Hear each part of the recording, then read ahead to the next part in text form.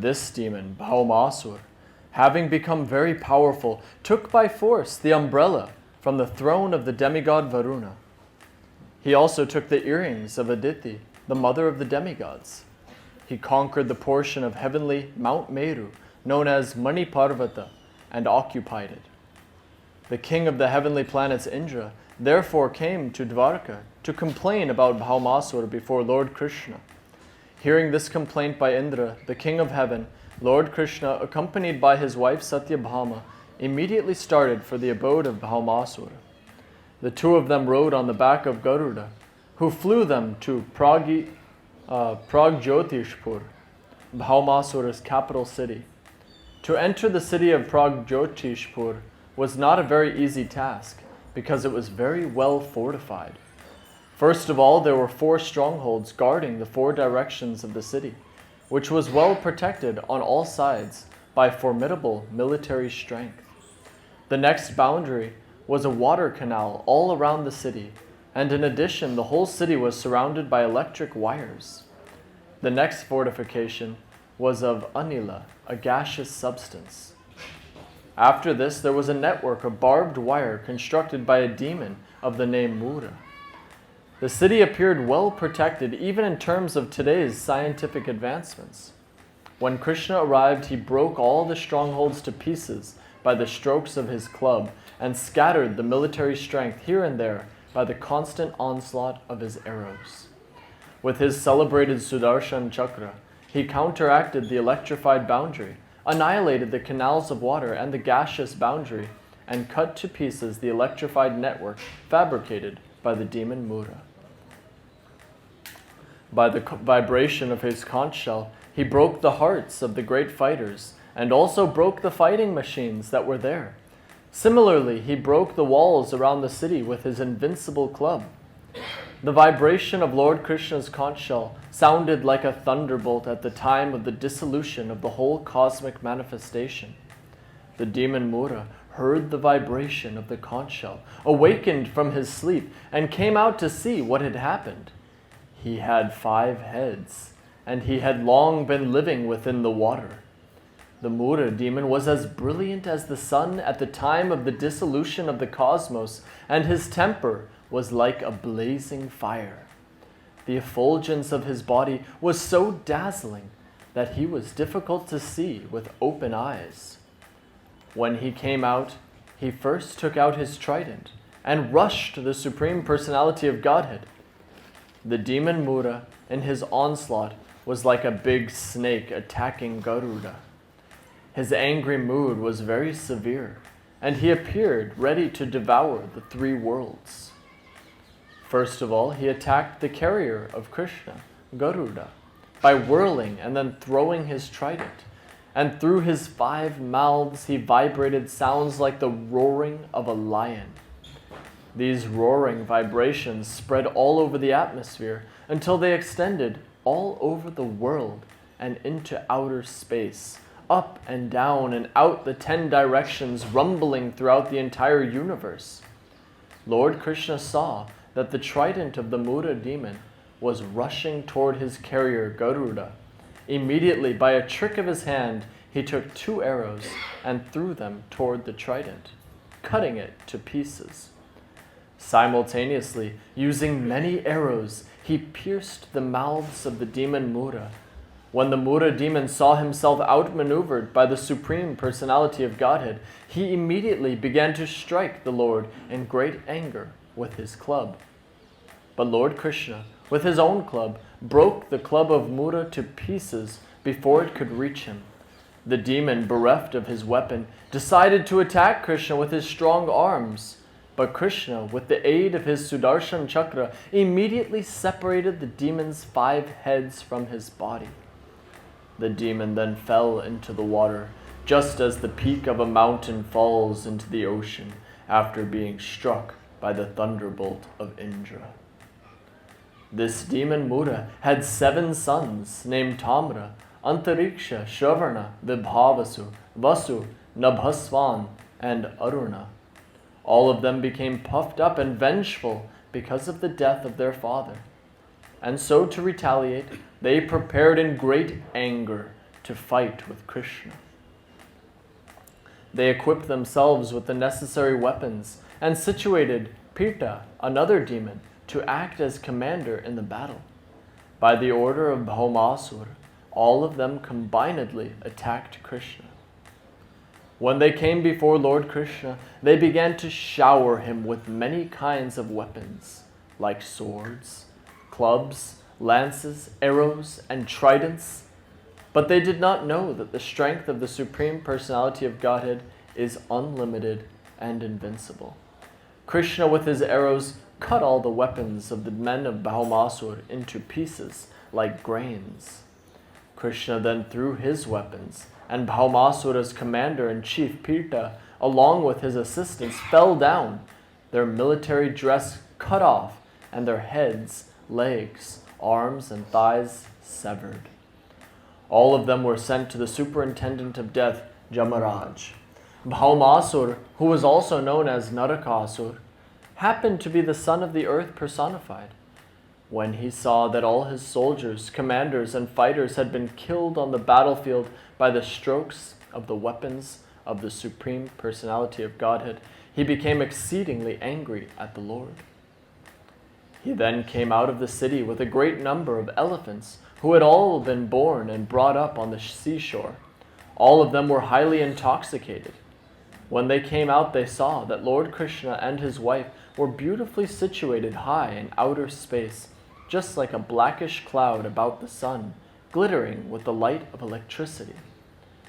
The demon Bhaumasur immediately released a weapon called Ch59, by which he could kill hundreds of warriors with one stroke. And all his assistants simultaneously threw their respective weapons at the Supreme Personality of Godhead. Lord Krishna counteracted all these weapons by releasing his feathered arrows.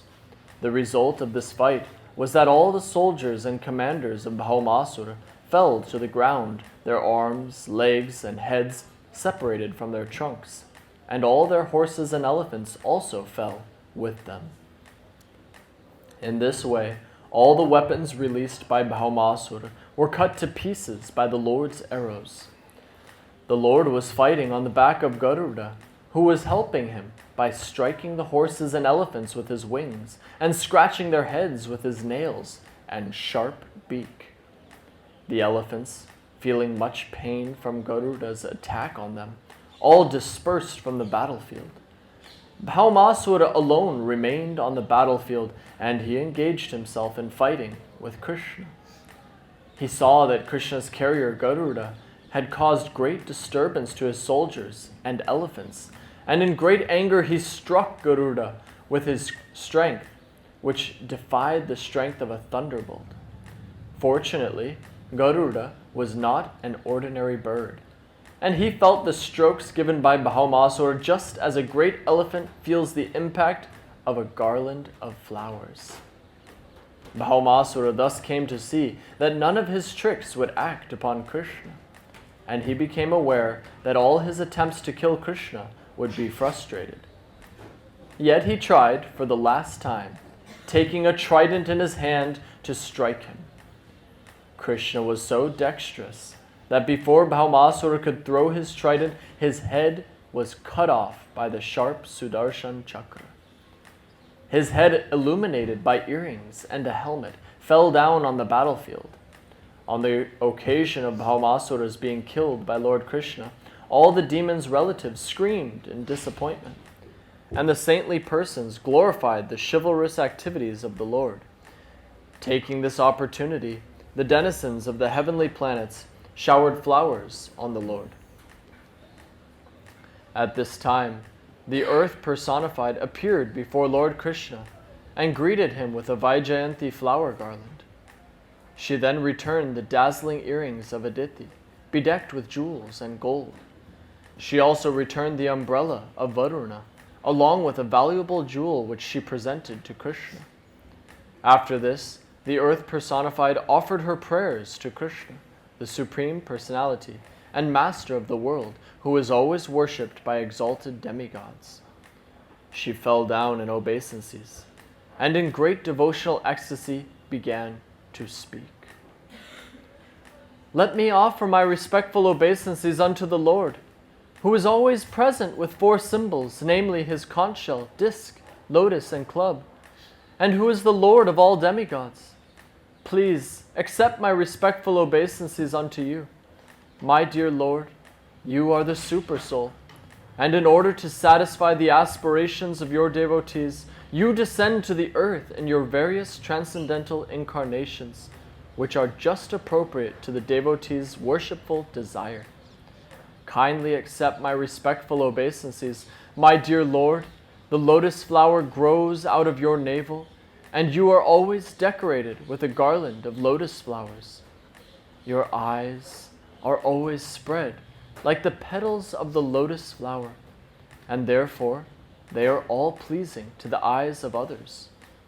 Your soft and delicate lotus feet are always worshipped by your unalloyed devotees, and those lotus feet pacify their lotus-like hearts. I therefore repeatedly offer my respectful obeisances unto you. You possess all beauty, strength, fame, property, knowledge, and renunciation. You are the shelter of all 6 opulences.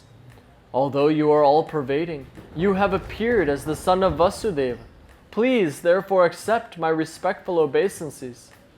You are the original Supreme Personality of Godhead, and the supreme cause of all causes.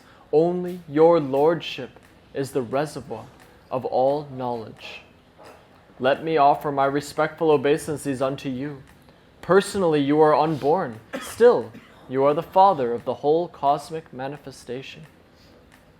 You are the reservoir and shelter of all kinds of energies. The manifested appearance of this world is caused by you, and you are both the cause and effect of this cosmic manifestation. Please, therefore, accept my respectful obeisances. My dear Lord, as for the 3 gods, Brahma, Vishnu, and Shiva, they are not independent of you. When there is a necessity of creating this cosmic manifestation, you create your passionate appearance of Brahma. And when you want to maintain this cosmic manifestation, you expand yourself as Lord Vishnu, the reservoir of all goodness. Similarly, you appear as Lord Shiva, master of the mode of ignorance, and thus dissolve the whole creation. You always maintain your transcendental position in spite of creating these 3 modes of material nature. You are never entangled in these modes of nature as the ordinary living entities are. Actually, my Lord, you are the material nature. You are the Father of the universe, and you are eternal time, which has caused the combination of the elements of nature and the manifestation of the material creation. Still, you are always transcendental to all these material activities. My dear Lord, O Supreme Personality of Godhead, I know that earth, water, fire, air, sky, the 5 sense objects, mind, the senses, and their deities, egotism, and the total material energy, all things animate and inanimate in this phenomenal world rests upon you. Since everything is produced of you, nothing can be separate from you. Yet since you are transcendentally situated, nothing material can be identified with your personality. Everything is therefore simultaneously one with you and different from you. And the philosophers who try to separate everything from you are certainly mistaken in their viewpoint. My dear Lord, may I inform you that this boy, whose name is Bhagadatta, is the son of my son, Bhaumasura. He has been very much affected by the ghastly situation created by the death of his father, and has become very much confused and afraid. I have therefore brought him to surrender unto your lotus feet. I request your lordship to give shelter to this boy and bless him with your lotus feet. I bring him to you so that he may be relieved of the reactions of all the sinful activities of his father. After Lord Krishna had heard the prayers of Mother Earth, he immediately assured her of immunity from all fearful situations. He said to Bhagadatta, "Don't be afraid." Then he entered the palace of Bhaumasur, which was equipped with all kinds of opulences. In the palace of Bhaumasur, Lord Krishna saw 16,100 young princesses who had been kidnapped and held captive there. When the princesses saw the Supreme Personality of Godhead, Krishna, enter the palace, they immediately became captivated by the beauty of the Lord and prayed for his causeless mercy. Within their minds, they decided to accept Lord Krishna as their husband without hesitation. Each one of them prayed to Providence that Krishna might become her husband. Sincerely and seriously, they offered their hearts to the lotus feet of Krishna with an unalloyed devotional attitude. As the Supersoul in everyone's heart, Krishna could understand their uncontaminated desire, and he agreed to accept them as his wives. Thus, he arranged for suitable garments and ornaments for them, and each of them seated on a palanquin was dispatched to Dvarka city.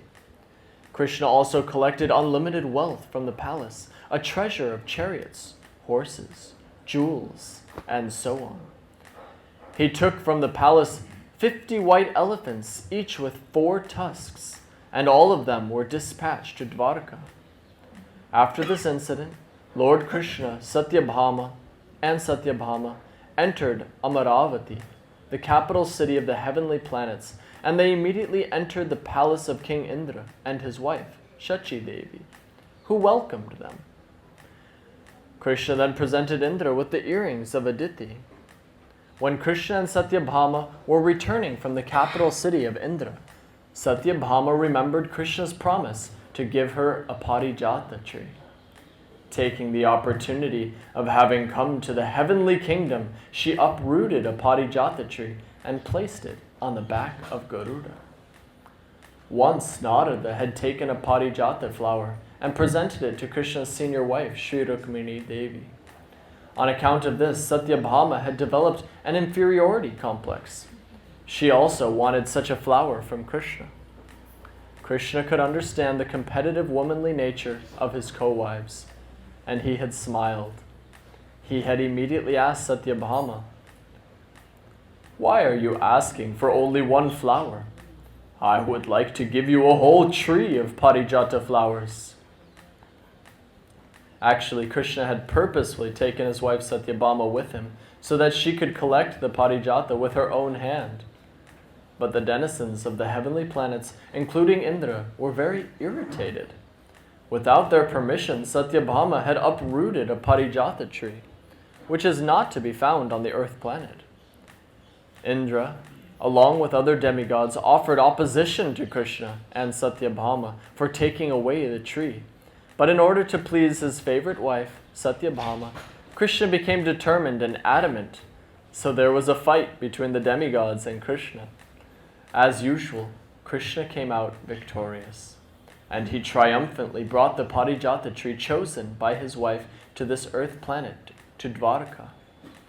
After this, the tree was installed in the palace garden of Satyabhama. On account of this extraordinary tree, the garden house of Satyabhama became extraordinarily beautiful. As the parijata tree came down to the earthly planet, the fragrance of his flowers also came down, and the celestial drones migrated to this earth in search of their fragrance and honey. King Indra's behavior toward Krishna was not very much appreciated by great sages like Shukadeva Goswami. Out of his causeless mercy, Krishna had gone to the heavenly kingdom, Amaravati, to present King Indra with his mother's earrings, which had been lost to Bhaumasur, and Indra had been very glad to receive them. But when a parijata tree from the heavenly kingdom was taken by Krishna, Indra had fought with him. This was self-interest on the part of Indra. He had offered his prayer, tipping down his head to the lotus feet of Krishna, but as soon as his purpose had been served, he became a different creature. That is the way of the dealings of materialistic men. Materialistic men are always interested in their own profit. For this purpose, they can offer any kind of respect to anyone. But when their personal interest is over, they are no longer friends. This selfish nature is found not only among the richer class of men on this planet, but even in personalities like Indra and other demigods. Too much wealth makes a man selfish. A selfish man is not prepared to take to Krishna consciousness and is condemned by great devotees like Shukadev Goswami. In other words, possession of too many worldly riches is a disqualification for advancement in Krishna consciousness. After defeating Indra, Krishna arranged to marry the 16,100 girls brought from the custody of Bhaumasur. By expanding himself into 16,100 forms, he simultaneously married them all in different palaces at the same auspicious moment. He thus established the truth that Krishna and no one else is the Supreme Personality of Godhead. There is nothing impossible for Krishna, the Supreme Personality of Godhead. He is all-powerful, omnipresent, and imperishable, and so there is nothing wonderful in this pastime. All the palaces of the more than 16,000 queens of Krishna were filled with suitable gardens, furniture, and other paraphernalia, to which there is no parallel in this world. There is no exaggeration in this story from Srimad Bhagavatam. The queens of Krishna were all expansions of the goddess of fortune, Lakshmi Ji. Krishna lived with them in different palaces, and he treated them exactly the same way an ordinary man treats his wife. We should always remember that the Supreme Personality of Godhead Krishna was playing exactly like a human being. Although he showed his extraordinary opulences by simultaneously marrying more than 16,000 wives in more than 16,000 palaces, he behaved with them just like an ordinary man, and he strictly followed the relationship between husband and wife required in ordinary homes. Therefore, it is very difficult to understand the characteristics of the Supreme Brahman, the personality of Godhead. Even demigods, like Brahma, are unable to probe into the transcendental pastimes of the Lord. The wives of Krishna were so fortunate that they got the Supreme Personality of Godhead as their husband, although their husband's personality was unknown even to Brahma and the other demigods. In their dealings as husband and wife, Krishna and his queens would smile, talk, joke, embrace, and so on, and their conjugal relationship ever increasingly developed. In this way, Krishna and the queens enjoyed transcendental happiness in their household life. Although each and every queen had thousands of maidservants engaged for her service, the queens were all personally attentive to serving Krishna. Each one of them used to receive Krishna personally when he entered the palace. They engaged in seating him on a nice couch, worshipping him with all kinds of paraphernalia, washing his lotus feet with Ganges water, offering him betel nuts, and massaging his legs. In this way, they gave him relief from the fatigue he felt after being away from home. They fanned him nicely, offered him fragrant essential floral oil, decorated him with flower garlands, dressed his hair, asked him to lie down to take rest, bathed him personally, and fed him palatable dishes. Each queen did all these things herself and did not wait for the maidservants. In other words, Krishna and his different queens displayed on this earth an ideal household life. Thus ends the Bhaktivedanta purport of the 59th chapter of Krishna, the deliverance of the demon Bhaumasur. Hey Krishna, Karuna Sindho Dina Bandho Jagatpate, Gopesha Gopika Kanta, Radha Kanta Namostute, Tapta Kamshana Gaurangi, Radhe Vrindavaneshwari, Vrishabhanu Sute Devi, Ganamami Bodhi Priye, Manshako Patirubhyascha Kripa Sindho Pyevacha, Patitanam Pavanebhyo Vaishnavebhyo Namo. Shri Krishna Chaitanya Prabhu Nityananda, Shri Advaita Gadadhar Shivasadi Gaur Bhaktivinoda. Hare Krishna, Krishna Krishna, Hare Hare. Hare Rama, Rama Rama, Hare Hare.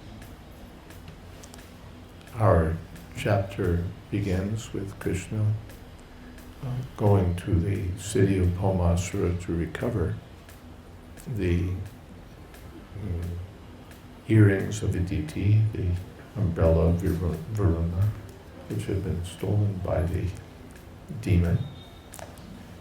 Krishna meets various obstacles, a whole security arrangement made by the demon Mura. And Krishna kills the Mura demon, for which he earns the name Murari, and then kills Bhaumasura in a fierce battle. The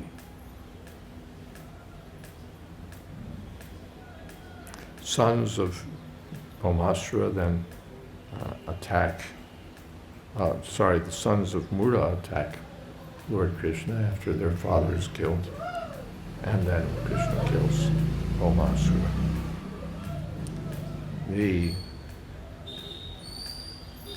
This Bhaumasura is also known as Narakasura, and he's the son of the earth personified. Well, she's the daughter of he's the son of the earth personified, so after he's killed, his mother appears and offers prayers to the Lord.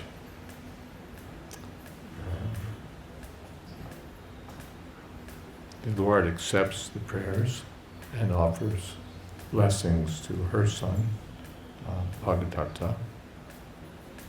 And then the Lord enters the palaces. In the palaces there are 16,100 princesses who've been kidnapped by Bhaumasura. Srila Prabhupada in conversation tells this story a little differently. The Lord saw these 16,100 queens, and naturally they were grateful that Krishna had killed Bhaumasura, but they expressed a problem that now who will marry us? Because in the Vedic culture, if a girl is out of home even for one night, then her character can't be vouched for, and it will be very difficult to get her married. This happened in our temple in Nairobi. One Indian girl, young unmarried girl, joined the temple, and her parents were so distraught because if she stays at the temple now, how will we get her married? And so they raised quite a serious plea, and Prabhupada himself finally told the devotees to send her back home.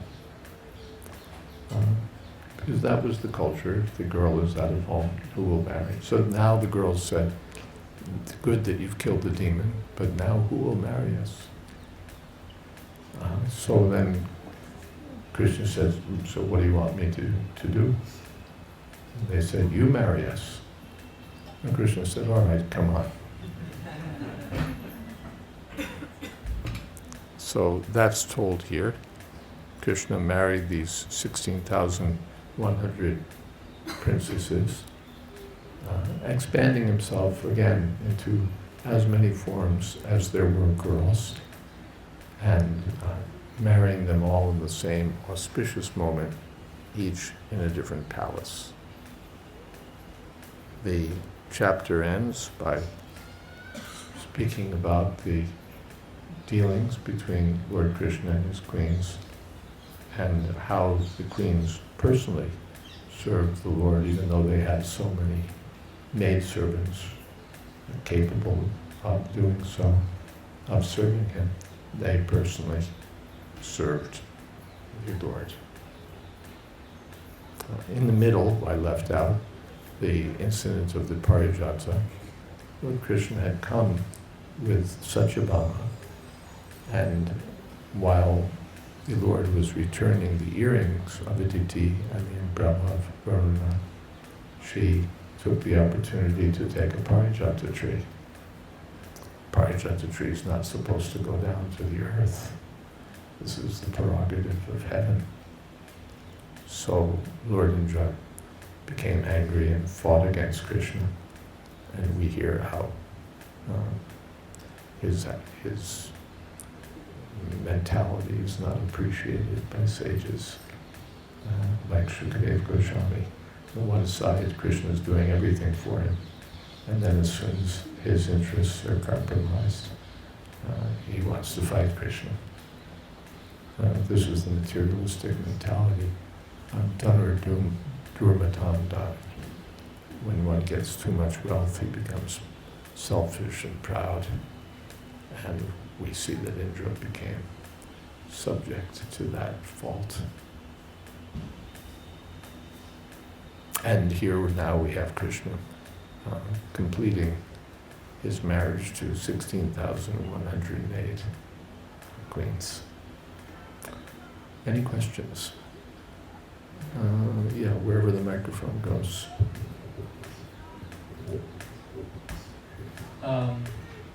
Just in terms of yesterday's question about women being powerful, this or that, I removed a Parijata tree recently for a devotee in his backyard, Ramnath Sukha Prabhu, and it filled up a whole truck. I definitely couldn't have uprooted it myself, just without any equipment. And here it's saying that Satyabhama uprooted this tree herself. That's quite the feat, so quite strong. My question though is about Mother Bhumi's prayers, and just prayers in general in Bhagavatam. I can understand that if something happens in which Krishna displays a great feat of strength, and then you offer prayers, oh my Lord, you're so powerful, here are examples of how you're powerful. But these prayers sort of seem to meander about and cover a lot of territory that seems somewhat irrelevant to what Krishna is doing at the moment, to me. And I notice a lot of these prayers given by Brahma and other demigods are hard for me to follow a certain train of thought, because they seem to jump here and there without any understandable reason. So I was wondering if you could explain why prayers tend to do that. Well, first of all, they're not just prayers like, thank you for this and this is what I need. They're glorification. We think of prayers as, could you do this for me, could you do that for me? But the prayers that we encounter in Srimad Bhagavatam most often are really glorification, like stuti. They're glorifying the Lord, not just asking something from the Lord. Or they're both. First we glorify the Lord and then we say, sir, this is the problem. If you could help me out. So the glorification of the Lord naturally covers a lot of territory, because the Lord's glories cover a lot of territory.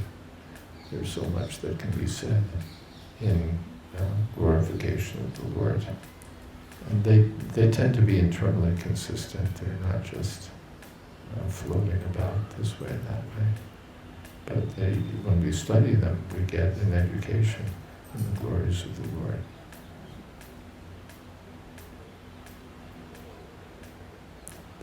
Yeah. Another question. Yes. Hare Krishna Maharaj.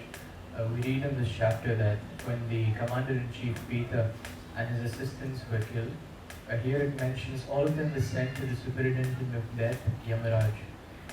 We also see later in the chapter where they had a fight with the demigods. Krishna and the demigods had a fight because of the tree. He defeats them. Does it appear to be that Krishna is being not so merciful to the demons this time? Because we also hear that anytime Krishna kills a demon, they get liberation. But here it says Yamaraj. And also appears that Krishna is being a little biased to his own men, because even though they go against him, he just defeated them and let the matter go in one sense. Okay, so let's take those in reverse order. First of all, yes, Krishna is biased toward his own men.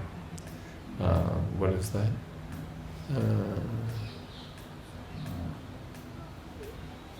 Indrari Vyakulam Lokam Ridyanti Yuge Yuge.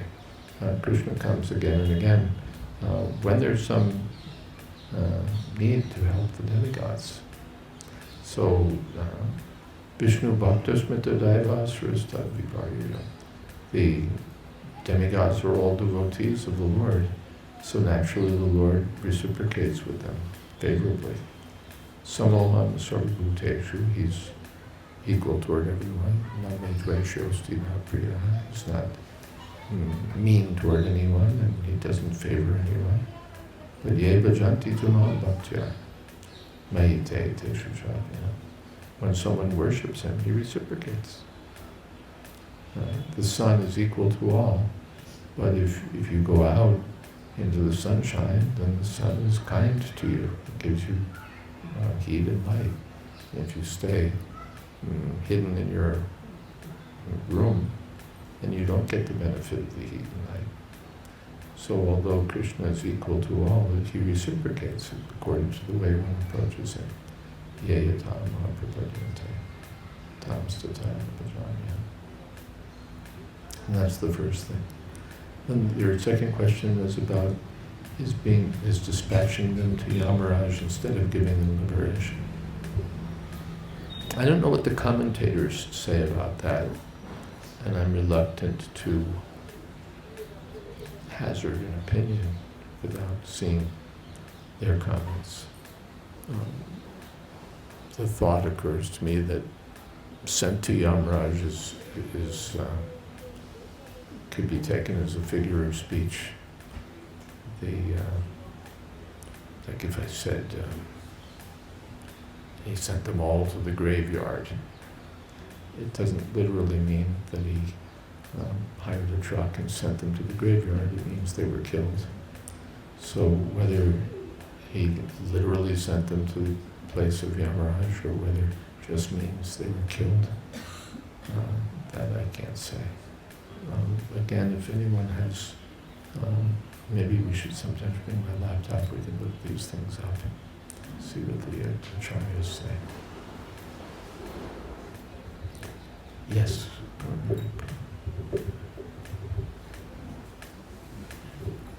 Hare Krishna. My question is regarding Indra.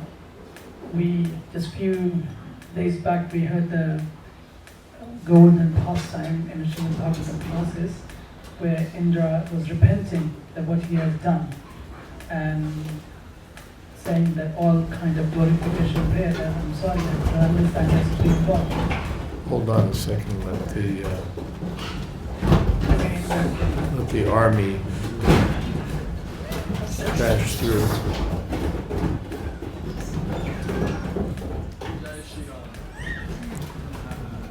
They're looking for you. It's a good thing that you're here.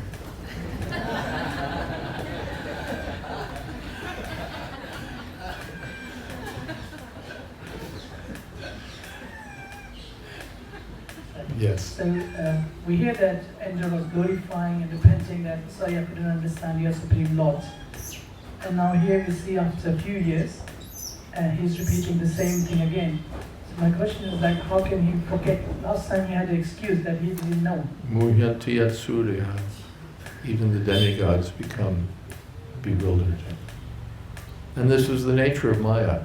Maya doesn't have to keep inventing new ways to bewilder the conditioned soul. The old ways work again and again. Thank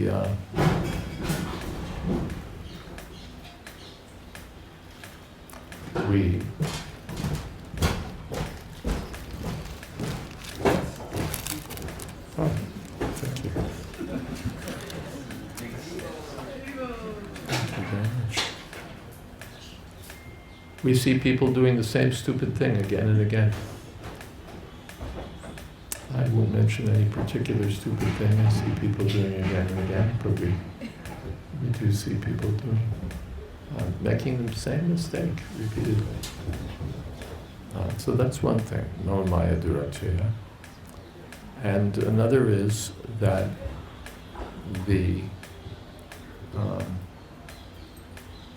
I'll give her some Mahaprasadam before she leaves this study. Quickly. she's been very generous. We have to reciprocate.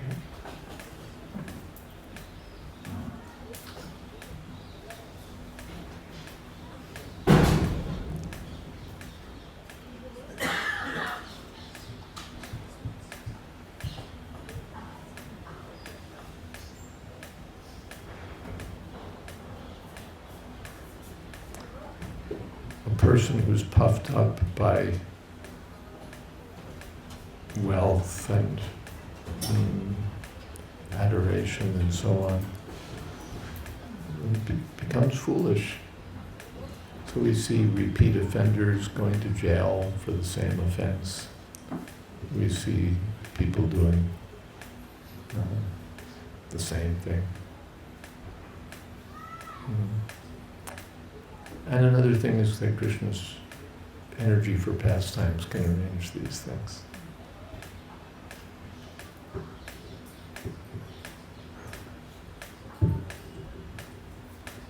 Another question. Thank you, Maharaj. Someone may say that Krishna is acting immorally in this situation because he is accepting the ladies that apparently according to the moral standards of the human being, they are what can we say in this regard? You're just envious. You wouldn't even be able to handle one wife, and you're envious of Krishna because he has 16,000. We could also say that this is the nature of critics. If Krishna refused them, you'd say, they're his devotees, they surrendered, and he refused them. And if he accepts them, you'll say he's immoral. So this is the nature of fools, somehow or other to criticize Krishna. Otherwise, where's the question of immorality? Immoral means you don't follow the laws set by the higher authorities. But dharmam hi sakshat bhagavat pranitam. He's the highest authority. And therefore swarat, he can do as he likes. That's the law. The law is the king can do no wrong. In the old British legal system, you can't bring a case against the king because the king himself embodies the law. I saw some news item years ago, a news column, and someone asked the question, does the Queen have a passport? Does the British Queen have a passport? And the answer was given that no, she doesn't need a passport. Passports are issued in the name of the Queen. And she is the Queen, so she doesn't need a passport. So similarly, Krishna, he doesn't need authorization. Everything he does is automatically legal. Something else? Yes.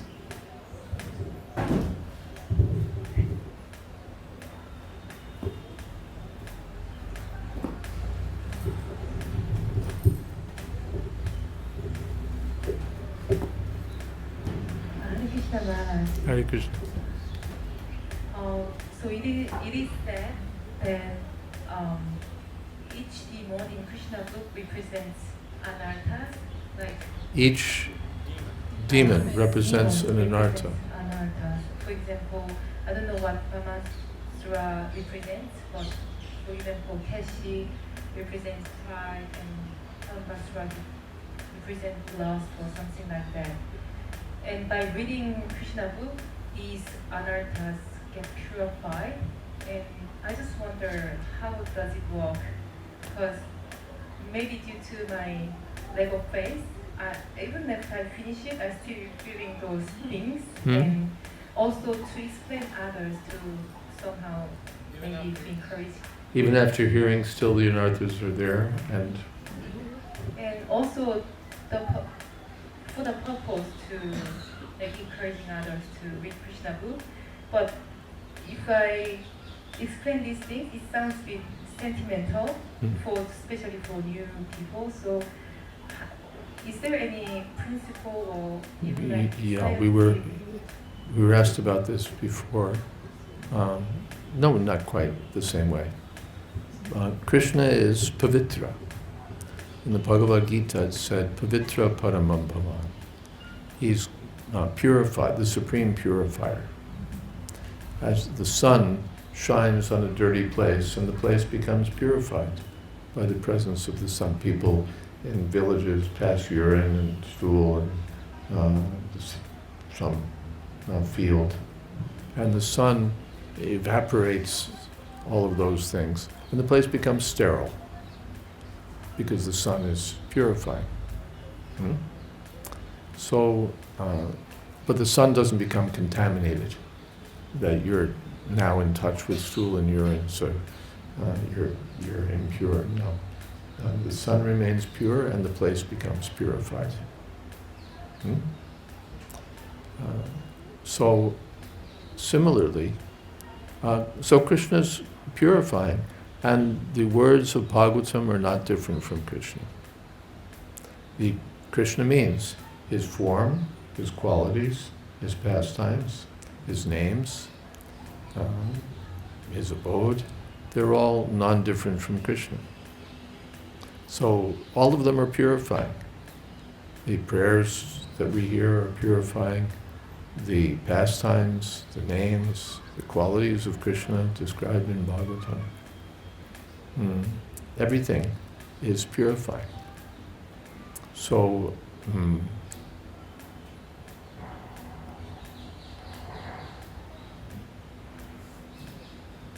in Bhagavatam it said, what is that?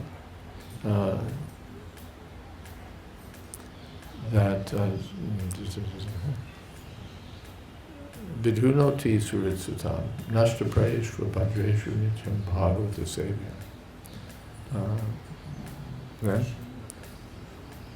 Nityam bhagavata sevya and bhaktir bhavati naishtaki. Bhagavati uttama sloka bhaktir bhavati naishtaki. Srinvatam Swargata Krishna Panyashravana Kirtan.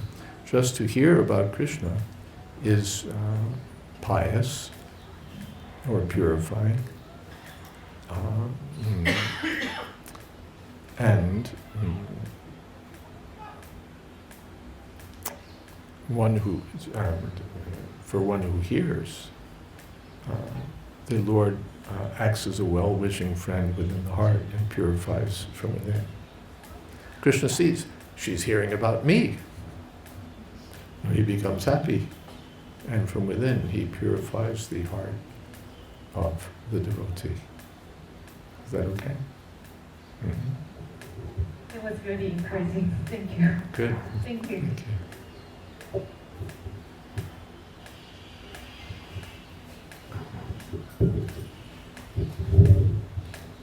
Srinvatam Swagata Krishna Panyashravana Kirtana Hridyantasto Vibhadrana. So in this prayers, Mother Earth says that nothing medical can be identified with your personality. Everything is therefore simultaneously one with you and different from you. So can you elaborate, Maharaj, this a little bit? Just like outside there's a mango tree. So you can't say this mango tree is Krishna. That this mango tree is Krishna. Krishna is the Supreme Personality of Godhead. On the other hand, the mango tree is Krishna, because it's Krishna's energy. And there's no difference between the energy and the person whose energy it is. So the mango tree is Krishna. What is it if it's not Krishna? It's made of earth, water, fire, and so on. This is all Krishna's energy. So the tree is Krishna, but the tree is not Krishna. The girls didn't want to marry a mango tree. They wanted to marry Krishna. So simultaneously, the sunshine is one with the sun and is different. When the sun is in our room, we get heat and light. But if this sun planet were actually in our room, we'd be dead. So the sun is one with its sunshine, and yet it's different. Is that okay? And Maharaj, was just like, you are both the cause and effect of this cosmic manifestation.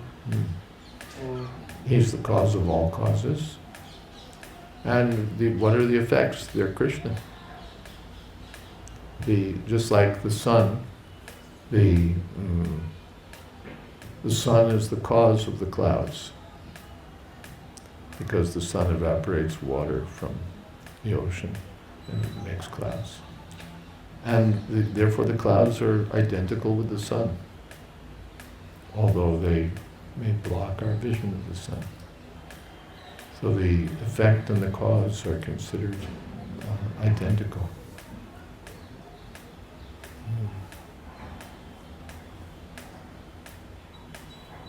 The effect is present, like the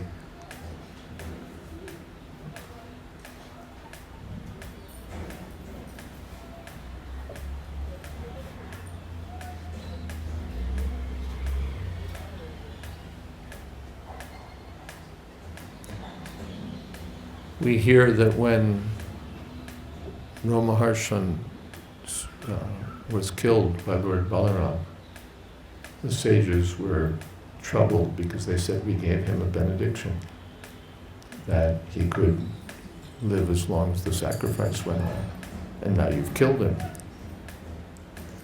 Now what? Well, I could bring him back to life. No, you killed him, you had a reason, don't do that. But still, we gave him a benediction. So Lord Balaram said, all right, and he put the son of Romaharshan on the dais. Because the son is as good as the father. So what is the son? He's the effect. But he's not different from the cause. Is that okay?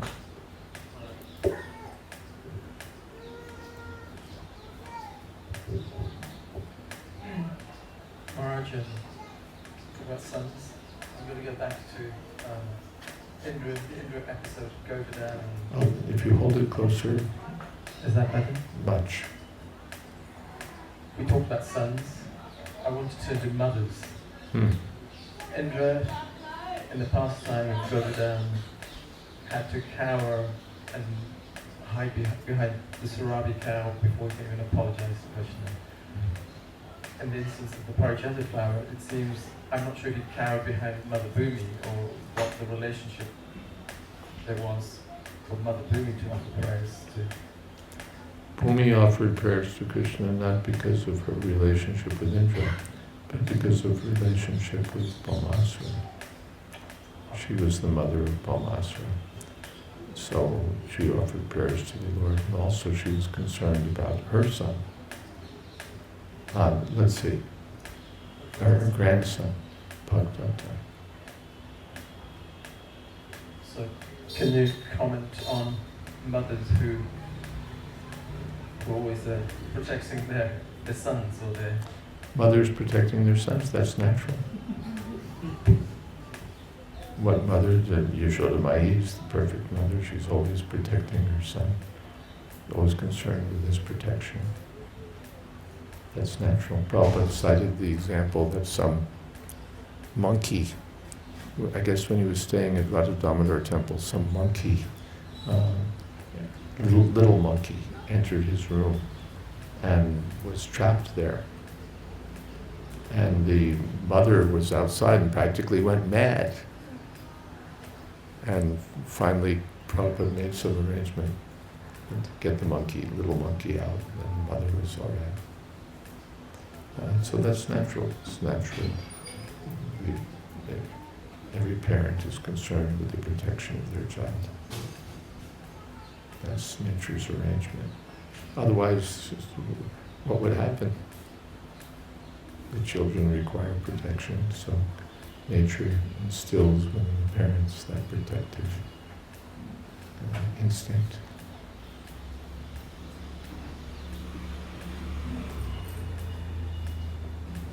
And therefore this question that Krishna doesn't appear to be impartial, because the devotees who surrender to Krishna are like Krishna's surrendered children.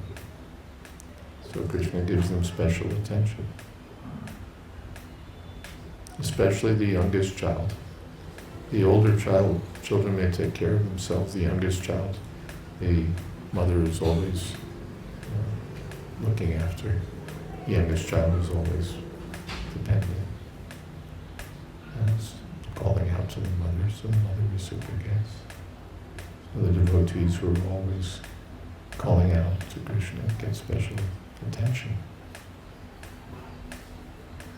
Yes? I was just contemplating on your answer, what you gave yesterday regarding that Mataji was asking about the women empowerment and how the queens were empowered. The mind goes to those 3,000 maids. 3,000? Maids or maid servants. Yes. Often we talk about the position of a woman in a society from the royal point of view, but what about those common women which were sent, or sometimes the men were sent as well? They lived like queens. They were maidservants, but they're living in the palace. They're eating food prepared for royalty. They have protection. They have everything. Do they get married and all those things? Or 'cause we don't hear. We don't hear about that. Sometimes we hear that they bear sons for the king.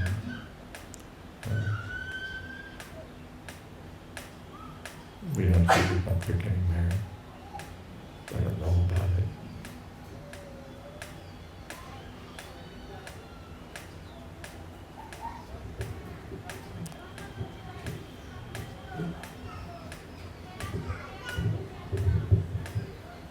I was just wondering, who is Bhamasura's father?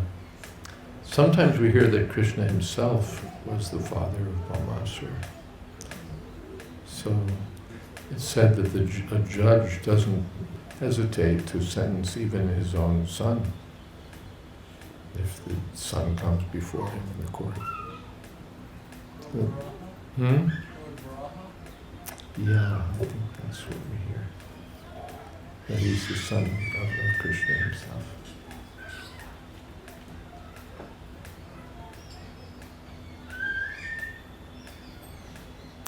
Although it's not mentioned here in the text, it may be mentioned elsewhere. Something else? Piche.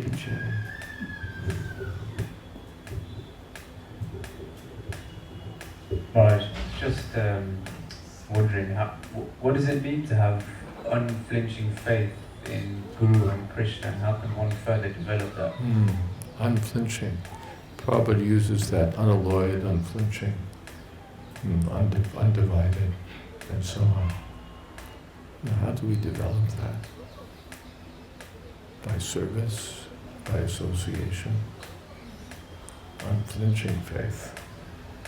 I was thinking about that this morning. Unflinching faith. Because what Yasyadeva para bhakti. One should have para, a transcendental faith, supreme faith in the Lord.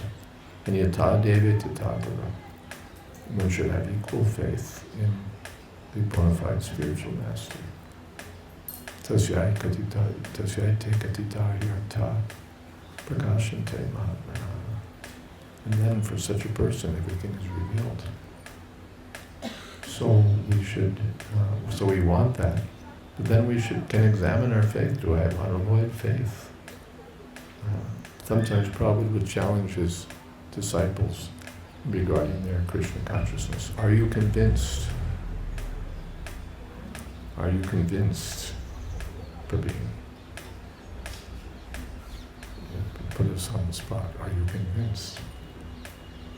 And you have to examine yourself. Am I convinced, or am I just kind of going along with this? Or maybe I'm 60% convinced and 40% skeptical. To the extent that the heart is not purified, we may have doubts, we may have misapprehensions. But when the heart is purified, then we can realize the personality of God. We can realize everything. So we want to cultivate. Therefore, the system is there for the neophytes to offer obeisances to the spiritual master, to offer obeisances to the deity. Now, why do we have to do that? I mean, it's just a ritual, right? There's this thing you have to do. You have to put your body on the ground and say something, and then you get up. And then if you come back again, you have to do that again. So these are just rituals. But the result of such practice is that one develops a humble mentality, one develops the right understanding. There's an old story I heard a long, long time ago that our Garga Muni Prabhu, who's here in Vrindavan, one of our earliest devotees of Srila Prabhupada, very early on he asked Srila Prabhupada, Swamiji, if I don't feel anything, still should I bow down? In front of you. If I don't feel anything, still should I bow down? Prabhupada said yes. Because it's training. And by doing these things, we become purified and faith develops. So we should, by our service, by hearing about Krishna, Rukmini decided this is the man. This is the only person I want as my husband. How did she know? She was just hearing. But she was hearing from the mouths of great sages, hearing the glories of Krishna. She became convinced. And so that question, why these prayers? Why do we hear? What's the effect of hearing? This is the effect. If we hear about we're reading books like Prabhupada Lilamrita, because by hearing about Srila Prabhupada, our appreciation increases. We're hearing Srimad Bhagavatam because by hearing the Bhagavatam, our faith in Krishna increases. In the Bhagavatam, it's Bhagavatam itself and through devotion. Faith progresses from weak, pliable faith to unshakable faith. How does it progress? By hearing, by serving, by association. Okay.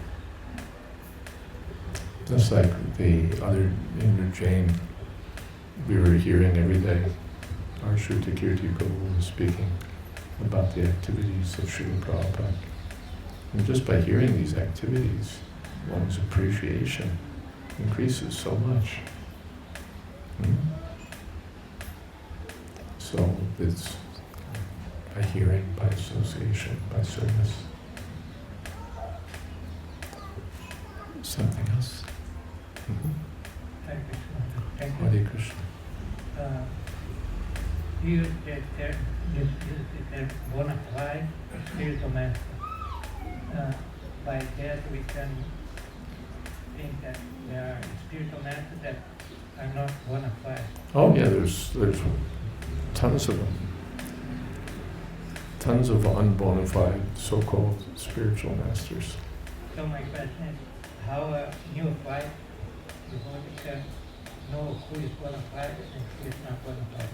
A Vaishnava, how can you know who's bona fide, who's not bona fide among supposed spiritual masters? First thing is a Vaishnava Guru Nasyat. Vaishnava Swapacho Guru. If he's not a Vaishnava, write him off. He's not bona fide. Not to be accepted. That gets rid of most of the phonies right away. He's not a Vaishnava. Forget it. All these so-called yogis and swamis and mystics and sometimes academics who pose as gurus. They're not Vaishnavas. Out. Rejected. Then you look further and we're cautioned about various kinds of other people who are off track. Utpataya vakalpate. Shruti smritis, puranadi, panchashra, vihindana. Those who don't follow the regulative principles. They're mixing freely with women, they're taking intoxicants, they're eating indiscriminately. They're rejected. They may call themselves Vaishnavas, but they're rejected. Utpataya vakalpate, off track, off course. So these things.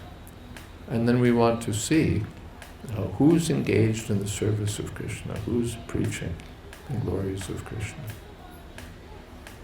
Shrotriyam Brahmanishtam. Who is this okay as it is? Okay, it's only irritating to me. Who's received knowledge in the parampara system? That's the first thing. Who's your guru? Well, I just had this realization. Doesn't fly.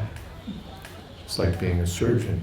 Where did you do your MD? Well, I was inspired from within. No, we don't accept that. You attend the bona fide medical college, you stand for the examination, you do your residency, and so on. So, Shrotriyam, he has to have heard from the authority and Brahmanishta. He has to have faith, full faith in Krishna. And what's the manifestation of full faith? He's always engaged in the service of Krishna. Srila Prabhupada told John Lennon, you have to see who's most addicted to Krishna. Is that okay?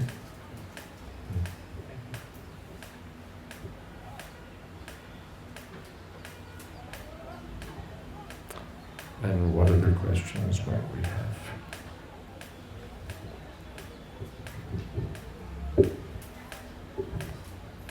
Vaishnava Guru Nasya. I always found it very interesting to hear that, as far as I'm so Kamasur had this different walls of protection. He had this electrical, he had a gaseous, and then one other one, and Wires. Water canal, yes. So I think there was some. He was probably South African. Go ahead.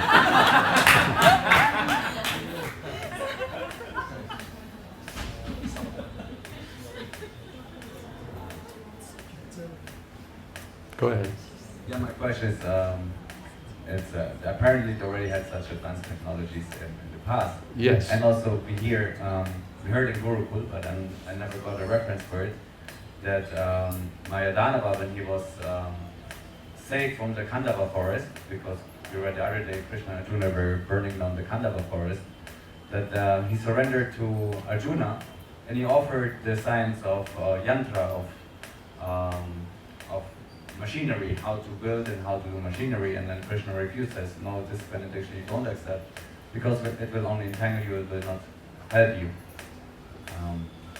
Maybe you heard of it already before? No, I didn't hear it. It's certainly plausible, but I didn't hear it, no. But we can see how machinery has created so many problems. For all the problems that it solves, it creates new ones. And I don't think we have to go into a whole discussion of that, bashing the petroleum industry and the car factories and the pollution. Everybody knows about these things.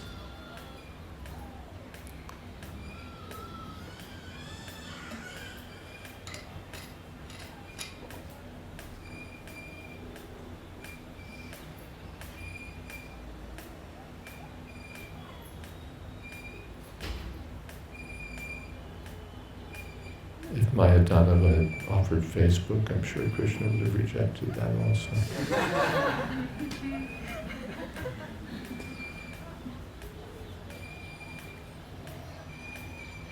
Something else? Yes. Kadambakana Maharaj said the other morning, Maya in your pocket. The mobile phone. Yes. As members of ISKCON, what is our relationship with those from Gaudiya Math, other Gaudiya Vaishnava groups? As members of ISKCON, what's our relationship with Gaudiya Math and other Gaudiya Vaishnava groups? They're our cousins. They're all descended from Srila Bhakti Siddhanta Saraswati Thakur. So they're coming down in the line through godbrothers of Srila Prabhupada. So we're the descendants of Srila Prabhupada, they're the descendants of other disciples of Srila Bhakti Siddhanta Saraswati Thakur. So we're cousins. Are we supposed to engage with them in dialogue or to kirtan with them? If you have a reason, it's not that we're, when you say supposed to, are we supposed to seek them out and not necessarily. They're doing their work, we're doing our work. But we may sometimes cooperate, do something together. Srila Prabhupada established the Bhaktivedanta Swami Charity Trust in his last days to assist the projects of his godbrothers. Sometimes his godbrothers or the descendants of his godbrothers have helped us very much. Sometimes we've tried to be of service to them. So it's nice if we can do that. And sometimes it's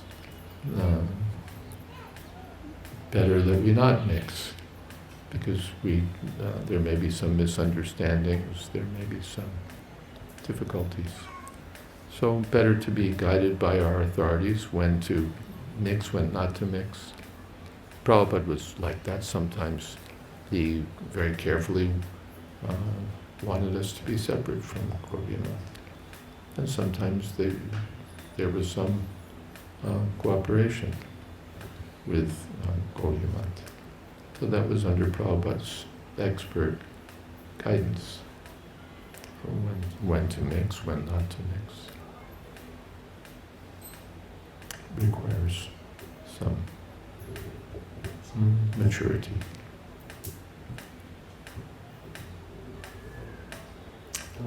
But certainly, at the very minimum, we should respect all the members of the Gaudiya Math, all those who've chosen to dedicate their lives to the service of Krishna. Not that if you didn't do that in our institution, then go to hell. You know that story? There's some story that was going around. Some man was about to throw himself off a bridge somewhere, and another man came and said, don't. Why shouldn't I? Do you believe in God? Yes. Are you Christian? Oh, yes. Are you Protestant? Yes. Are you Pentecostal? He said, yes.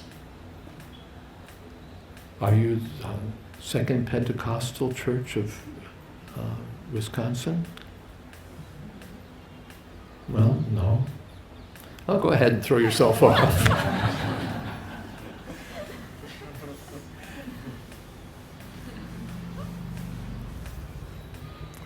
So we don't want to be needlessly sectarian or needlessly proud. Krishna is ours, and we've got him locked up in ISKCON, and no one else can get him. He's locked up in our temples. we're happy when others are worshipping Krishna, and we don't claim that we only have the right to serve him or to please him or to go back to Godhead. So we should respect Krishneti yasya giritam manasa triyeta, according to their standing. Anyone who's chanting the holy name of Krishna, we respect, at least within the mind. And dikshasti pranatibis shabhajantam isham. And if someone's initiated and worshipping the Lord according to regular principles, we offer humble obeisances. And shushushaya bhajana vigyam ananyamanya indadi shunya hridanipsita sangalabhya. And we're keen to get the association of the pure devotees whose hearts are freed from sadhana and other such things. So, amanina amanadena. We shouldn't be proud. We're ISKCON and we're greater than everyone, and everybody else is just sort of pretending. We've really we're the only ones who are up there. We respect everyone who's engaged in the service of the Lord. But we have our own course of study, our own program. And so we follow our program, we follow our course of study. Each one of us has placed himself under the guidance of a trusted devotee. So then we should follow the guidance that to which we've surrendered. Not that, well, yes, I accept you, but I'm also going over there, I hope you don't mind. One devotee, disciple of Prabhupada, while here in Vrindavan, became, what would you say, interested in some other Vaishnava here in Vrindavan, and left Prabhupada's service and wrote a letter to the effect that I'll always be grateful to you for starting me off on the devotional path. And Prabhupada was so offended. So we shouldn't whimsically or, what's the word? Recklessly act that way. But under the guidance of the spiritual master, we should learn how to respect and honor all the Vaishnavas. Patitanam pavanebhyo Vaishnavebhyo namaha.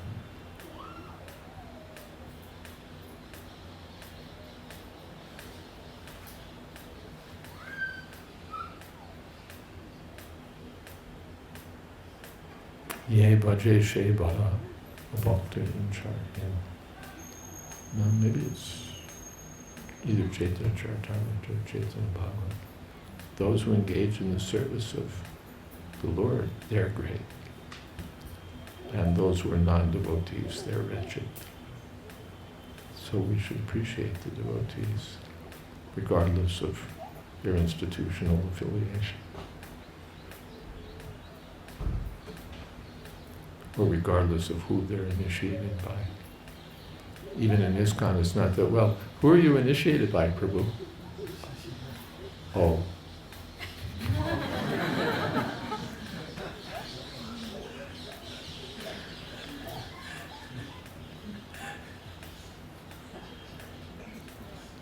We don't want to be clannish that if you're not initiated by our guru, then you must be a second-class citizen. We appreciate everyone.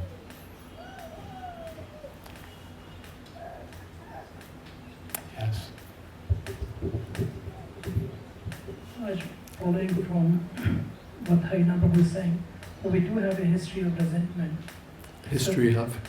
We do have a history with and we have some resentment in our hearts with whatever happened at that we have a history with the Gaudiya Maths, and we do have bad feeling in one way or other way many times. And so how do we overcome that? Well, history can change. In history, sometimes allies become enemies, enemies become allies, enemies become friends, friends become enemies. But we're not just tied to history. In American history, there was two families, the Hatfields and McCoys, and they're famous for fighting against one another for generations. And, down the line, nobody could remember what it was they were fighting against, except that you're a Hatfield and you're a McCoy, so the fighting goes on. So there's history. We feel that some members of the Gaudiya Math have acted improperly, and they also feel that some members of ISKCON have acted improperly. And it may be that there's truth on both sides. So whatever the story, we should, first of all, one thing is that we need to be a little cautious for that reason also, that we don't associate and offend.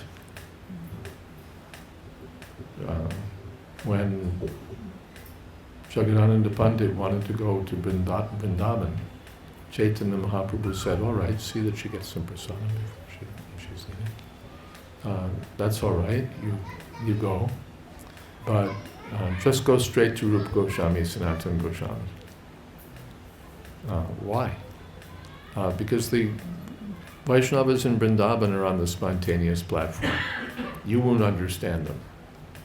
You'll see them smoking a cigarette. I'm extending. You'll see them smoking a cigarette or doing this or that, and you'll think, what kind of Vaishnavas are they? And you won't understand. So don't mix with them and offend them. You just put yourself under the protection of Rupa Sanatana. So we don't want to offend members of other institutions. And we sometimes need some guidance so that we don't do that. Now if we extend that, we say, well, I better not associate with any Vaishnavas because I might offend them. We talked about that the other day. We don't want that. To avoid offense, to avoid offending the holy name, I won't chant it.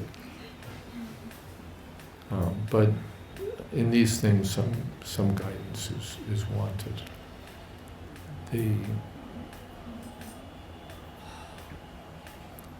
But generally, well, I don't want to editorialize, but too much. But we want to have friendly relationships, friendly dealings. We don't want to be stuck in past history.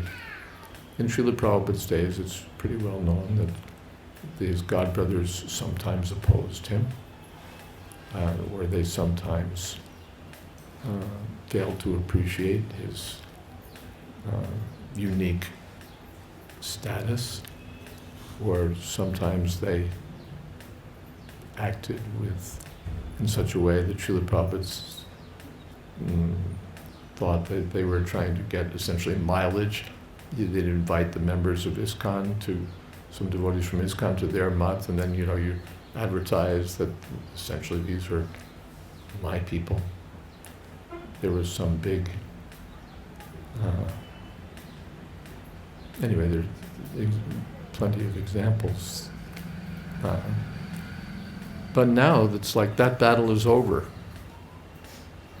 And practically everyone recognizes Srila Prabhupada's preeminent stature. You don't go to Mayapur and find people saying, well, yeah, but why does he call himself Prabhupada? That was like an issue in 1975 or something. That's gone.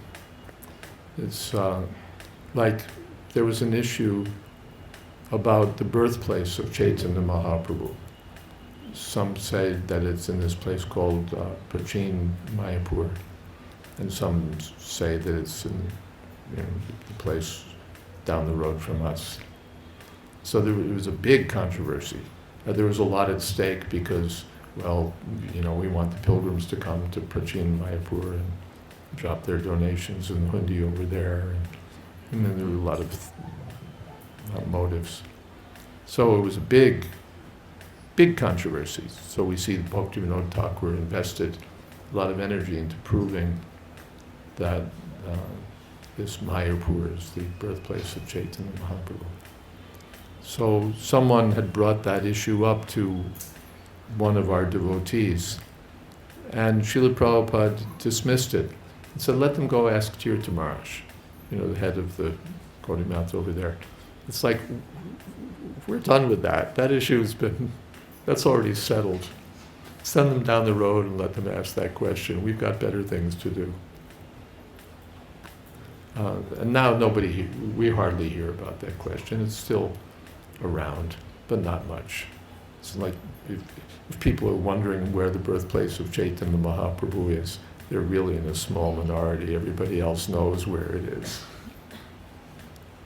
So it's like a battle that's already been won. Maybe there's still, some North Koreans who are still fighting against South Korea and under the impression that the war has not yet been settled, but it's long over. So in a similar way, there may be disagreements or conflicts with Gaudiya Math, but it's not that we have to perpetuate them on principle. We had remember you did this to us in 1974? Oh yeah, but in 1978 you did this to us? Why do we need to do that? And yet at the same time we should be careful and be guided by our superiors so that we act properly. Okay, we can stop here. I have a question to ask you after, okay? Such a